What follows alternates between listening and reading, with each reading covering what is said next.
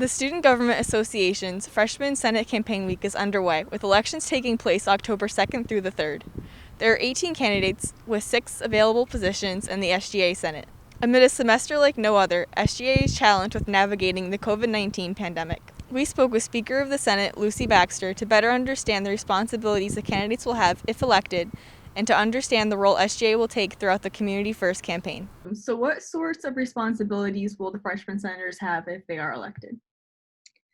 So the freshmen typically spend a little bit of time getting onboarded into the organization. So we'll teach them the traditional rules of the Senate, which actually follow the government. You have to learn Robert's rules. You have to learn how to produce a bill or bring legislation to the floor or get something funded. The newly elected senators will also have the ability to sit on different committees within the Senate, which focus a little bit more on different parts of campus. And to be a freshman senator really just means to start meeting people and making those connections so that throughout your next 4 years, whether or not you're in SGA, you're kind of the best Villanovan you can be. And their roles are typically just going to meetings, being present in conversations, trying things outside of their bubble to make sure that they are aware of what's going on campus and affecting students within their community and within different parts.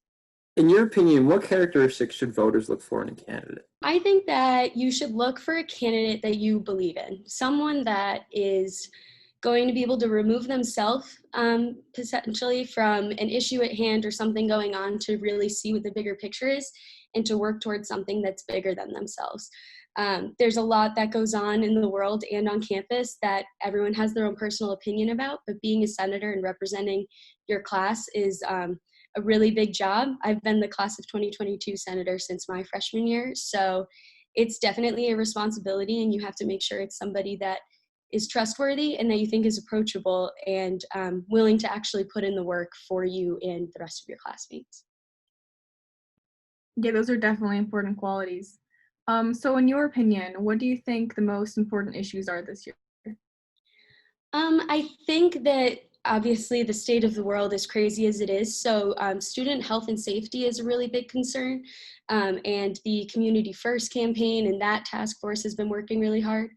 I also think the Black Lives Matter movement picked up a lot of speed this summer, and that is something we're seeing really relevant on campus.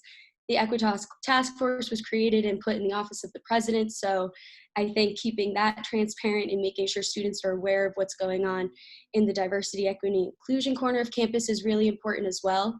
And I mean, on top of everything else, there's sustainability and the fact that styrofoam is back in the dining halls, which is not something anybody is looking for. So I think we all have to be really aware of the issues, but those are definitely some pretty pressing ones. So, in order to combat those issues, what are some of the biggest accomplishments you've seen from the SGA? SGA has changed a lot over the past couple of years, which I think is not something everyone's totally aware of. We have our own constitution, and that is only about 4 years old, so everything is really a work in progress. There are a lot of little things that we've been able to do because COVID keeps us remote, so we haven't been able to meet in person or host any events or do any tabling to meet new students.